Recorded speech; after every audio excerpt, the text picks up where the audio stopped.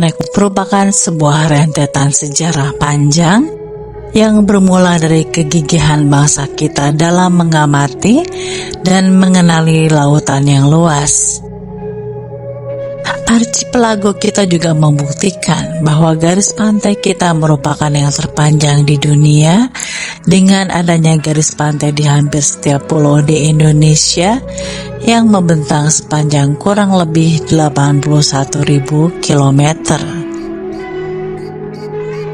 Pada beberapa daerah di Indonesia, terdapat cerita-cerita kuno yang mengkisahkan bahwa negeri ini pernah berjaya dan memiliki kekuatan maritim yang tangguh, serta kehebatan para pelaut kita pada masa lalu.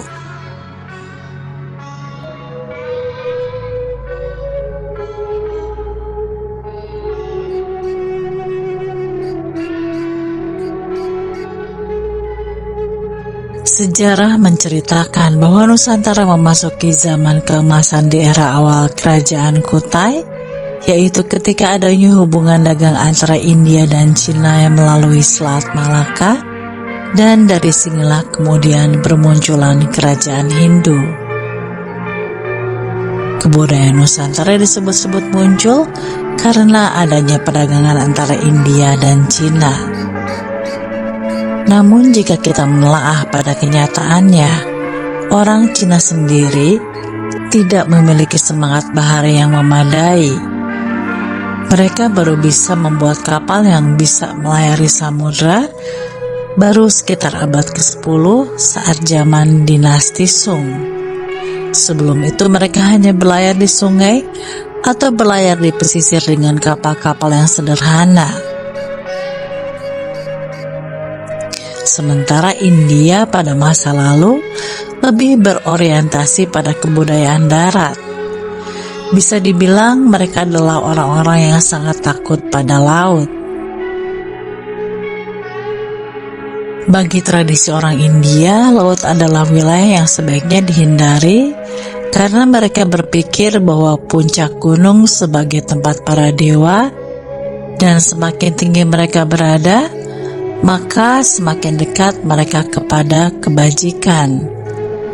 Sehingga laut sebagai tempat rendah dari dataran dikaitkan dengan dunia bawah sebagai sumber dari hal-hal buruk dan negatif. Dari tradisi ini juga menjadi cerminan bahwa mereka bukan cerminan pelaut seperti orang-orang di Nusantara. Dari kesimpulan ini sebenarnya kebudayaan Nusantara itu tidak muncul karena adanya perdagangan antara India dan Cina.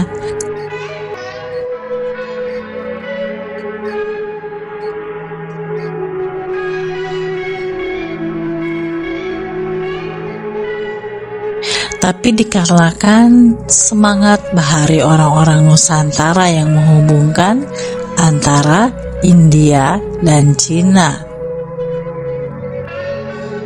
Ini juga disupport oleh Profesor Oliver Walter dalam bukunya berjudul Kemaharajaan Maritim Sriwijaya, yang mengatakan bahwa India dan Cina memiliki sedikit tradisi tentang berlayar. Kapal-kapal mereka hanya digunakan untuk menyusuri pantai dan sungai. Dalam buku ini juga diceritakan dalam hubungan perdagangan melalui laut antara Indonesia ke Cina, juga antara Cina ke India Selatan, serta Persia pada abad ke-5 sampai abad ke-7. Buku ini mengindikasikan juga bahwa bangsa Cina hanya mengenal pengiriman barang oleh orang-orang dari Nusantara. Pada masa dinasti Han pada abad kedua di Cina, diceritakan bahwa orang-orang Jawa sudah terbiasa untuk berlabuh di pelabuhan-pelabuhan Cina.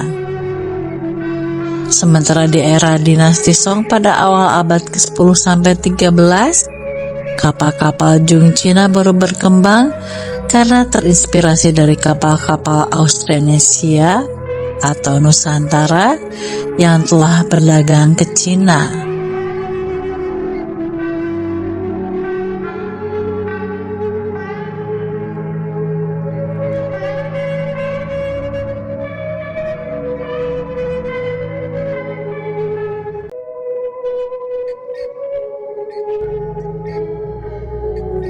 Dalam catatan Kunlun and Kunlun Slaves as Buddhists in the Eyes of the Tang Chinese tentang kapal dagang berukuran besar dari Nusantara yang berlabuh di pelabuhan Cina dengan 4 layar sudah dicatat sejak dinasti Han.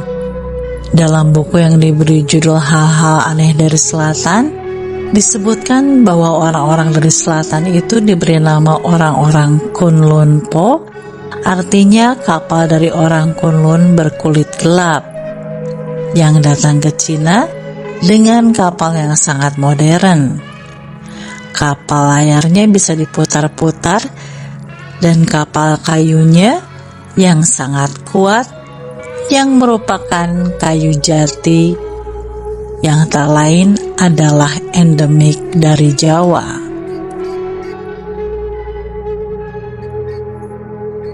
Kapal-kapal ini juga biasanya dimanfaatkan para peziarah Buddha untuk melakukan perjalanan pulang pergi Cina ke India dan Sri Lanka.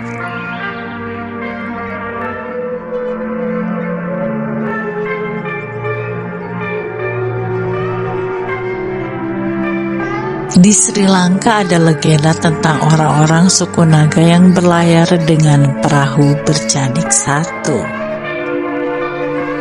Di India sendiri terdapat area bernama Nagaland dan orang-orangnya disebut sebagai orang Naga. Orang Naga ini hidup di timur laut India menyebar ke perbatasan barat laut Myanmar. Jika dilihat letak geografisnya, suku Naga adalah suku yang tinggal di atas pegunungan. Mereka bukan budaya maritim. Dari sini juga disimpulkan bahwa pelayar suku Naga bukan dari India, merupakan para pelayar dari Nusantara. Dari beberapa bukti ini juga bisa menjelaskan sesungguhnya yang membangun jalur sutra versi laut itu bukan orang-orang India atau Cina, tapi justru orang-orang Nusantara yang telah menghubungkan kebudayaan mereka berdua. Walaupun pada akhirnya Nusantara menyerap tradisi spiritual dari India, dan awal budaya pecinaan juga pelan secara tidak langsung mulai menyebar di Nusantara. Bukti Nusantara sebagai jalur sutra juga disupport oleh James Hornell, seorang etnografis dari Inggris, yang mengatakan bahwa orang Austronesia atau dari Nusantara sudah berkeliaran dan membangun koloni di Sri Lanka dan India 500 tahun sebelum Masehi. Jejak-jejak mereka ditemukan dalam bentuk lukisan-lukisan kapal bercadik dan kepercayaan orang-orang Sri Lanka tentang keberadaan suku Naga di masa lampau.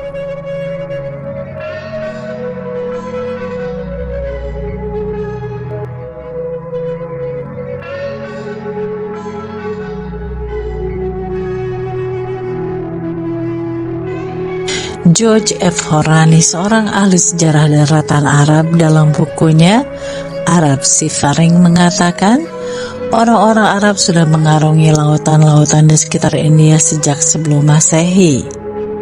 Tetapi keberadaan mereka di sana terlambat jika dibanding para pelayar dari Nusantara yang memiliki kapal dan sistem navigasi yang lebih baik. Yang artinya sebelum bangsa Arab mulai berlayar, bangsa Melayu sudah berlayar sampai ke negeri Arab.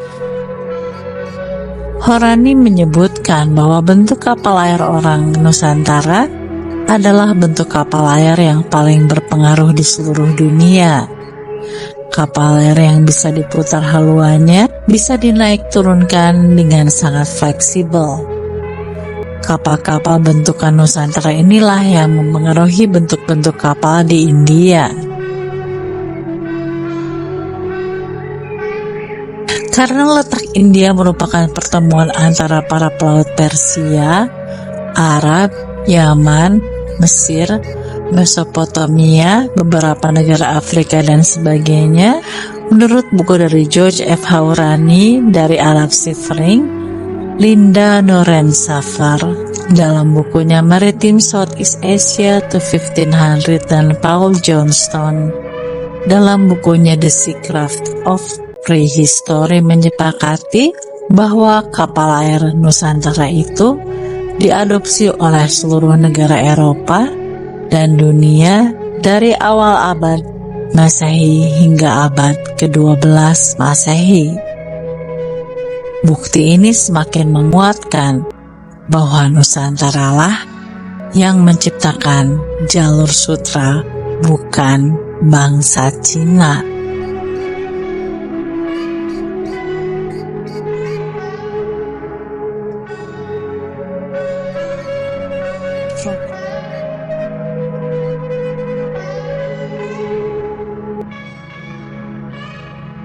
Robert Dickrey dalam bukunya Penjelajah Bahari menyebutkan tentang misteri sebaran tanaman-tanaman dari seluruh dunia. Ia menjelaskan bahwa tanaman termasuk jagung dan ubi jalar tidak akan tersebar seperti yang terlihat sekarang tanpa adanya intervensi dari para pelaut Nusantara di masa lampau. 2000 tahun sebelum Masehi bahwa orang-orang Mesir kuno mendapatkan beberapa komoditas di antaranya seperti cengkeh, cendana, emas, dan sebagainya yang didapat dari sebuah negeri yang masih tidak diketahui. Giorgio Bussellati dan Marilyn Kelly dari UCLA Queensland Institute of Archaeology menemukan bahwa di Mesopotamia ada sebuah kendi kuno yang di dalamnya terdapat fosil cengkeh. Cengkeh sendiri adalah tanaman khas Nusantara yang merupakan endemik Maluku. Tentunya pada masa lalu hanya tumbuh di negeri kita sebelum kemudian tersebar. Dari sini muncul dua kemungkinan. Apakah orang Mesopotamia yang datang ke Nusantara atau orang Nusantara yang datang ke sana? Jika melihat sejarah, orang Mesopotamia dikenal tidak memiliki budaya maritim atau pelayaran bahari. Maka dipastikan orang-orang Nusantara yang datang ke sana. Cengkeh dari Nusantara juga terdapat pada mumifikasi Firaun Ramses II. Tentunya tak hanya cengkeh, kapur barus yang merupakan butiran yang didapat dari pohon endemik asli Sumatera ini tentunya ikut terselip dalam daftar bahan untuk proses pengawetan jenazah alias mumifikasi di Mesir. Dalam tradisi Islam sendiri, Nabi Muhammad dalam hadisnya meminta umatnya untuk menggunakan kapur barus pada bilasan terakhir saat memandikan jenazah. Artinya kapur barus dari Nusantara sudah sampai pada masa kurun, masa Nabi Muhammad, bahkan jauh sebelumnya. Karena kejayaan kapur barus atau kamper di masa lalu, di Sumatera juga ada kota pelabuhan Barus. Di sini juga ditemukan prasasti Lobu Tua, tempat penggalian arkeologis yang telah menemukan pinggan, piring, cawan, gelas, dan lain-lain dari masa perdagangan dulu. Kota Barus pada masa lalu merupakan pelabuhan kota tertua dan merupakan kota nomor 1 perkumpulan orang-orang pedagang asing, seperti yang diucapkan oleh Boru Manolang, seorang warga Barus. Sedangkan menurut Ayelet Gilboa, arkeolog dari University of Haifa, dalam penelitian lain yang dipublikasikan di Britannica, memperkirakan bahwa rempah-rempah dari Asia juga tiba di Yunani pada zaman besi, berdasarkan dokumentasi yang dipaparkan sejarawan masa Yunani kuno, Herodotus. Diperkirakan rempah-rempah ini dibawa melalui rute perdagangan Asia Selatan ke Timur Tengah yang keberadaannya diperkirakan sudah ada di dataran Mesopotamia sekitar 1720 sebelum Masehi.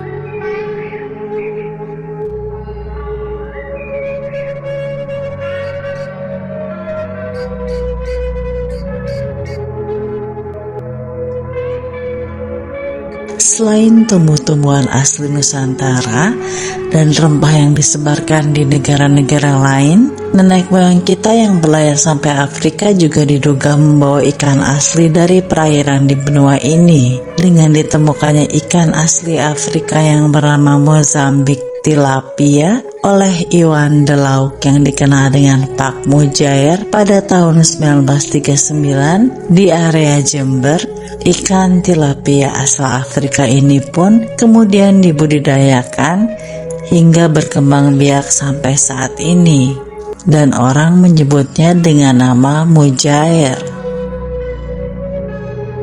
Ikan ini tidak mungkin ada dan ditemukan di wilayah Indonesia saat ini jika tidak pernah dibawa oleh para pelaut Nusantara dari benua Afrika.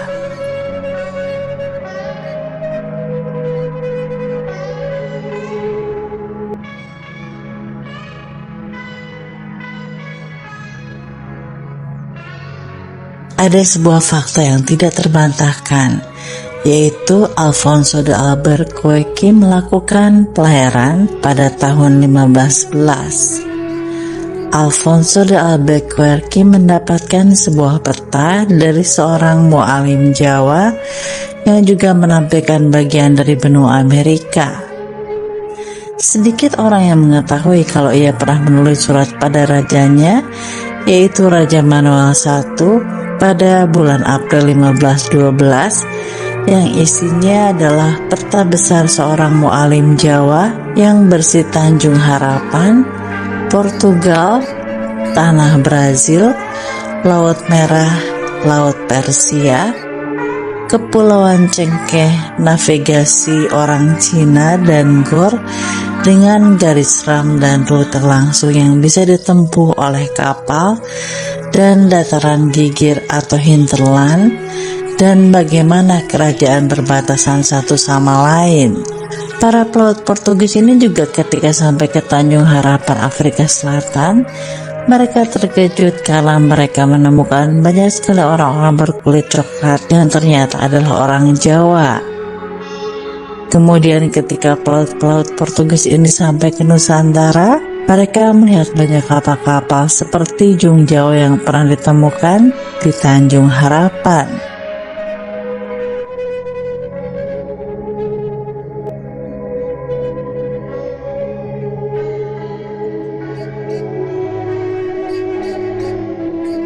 Robert Tickrit berani menyebut bahwa ada kemungkinan indikasi kuat bahwa pelayaran orang Indonesia sampai ke benua Amerika. Fakta bahwa Hawaii dalam salah satu teori menyebutkan bahwa Hawaii itu adalah Jawai atau sering disebut sebagai Jawa kecil. Dalam beberapa pengejaan, misalkan Jose jadi Jose, orang-orang Hawaii juga memiliki postur tubuh yang identik dengan orang-orang Jawa.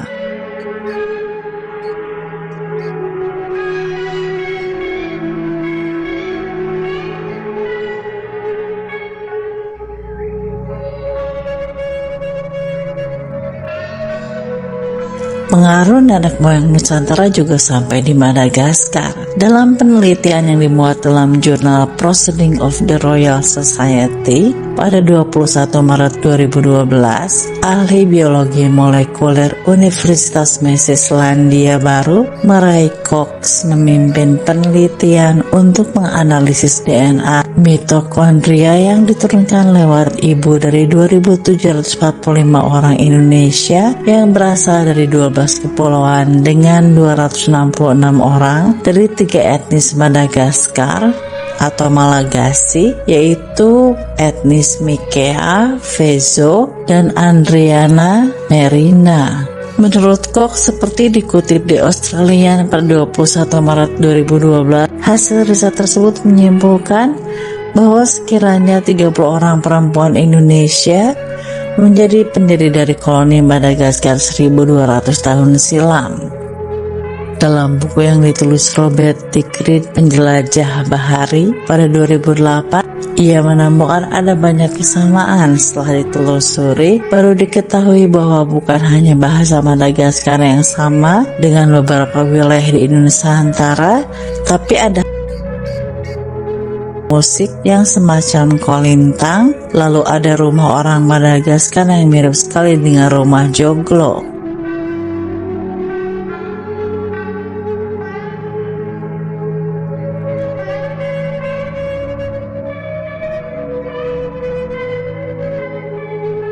Sisa kejayaan maritim di Nusantara juga ada di Makassar, di mana pada tahun 1700-an pelaut Bugis ini berlayar ke Australia dan mereka berniaga dengan suku aborigin. Mereka pernah mencari teripang untuk dijual di Nusantara. Hal ini dibuktikan dengan adanya karya seni orang aborigin berupa lukisan orang Makassar di perahu dan familiarnya kata Makassan sebagai bangsa suku Makassar.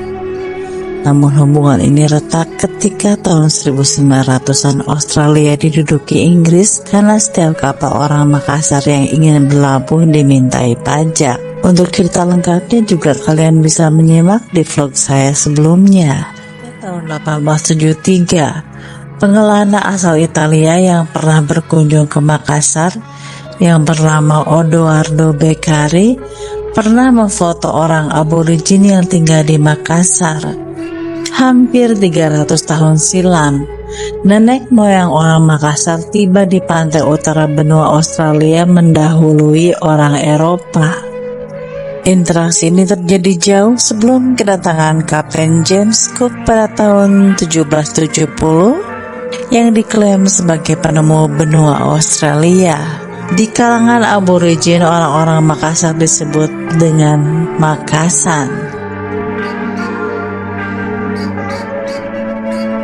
Nusantara di masa lalu yang sempat berjaya dan kaya akan rempah-rempah pernah memainkan peran penting dalam membangun perekonomian dunia. Betapa hebatnya nenek moyang kita pada masa lalu.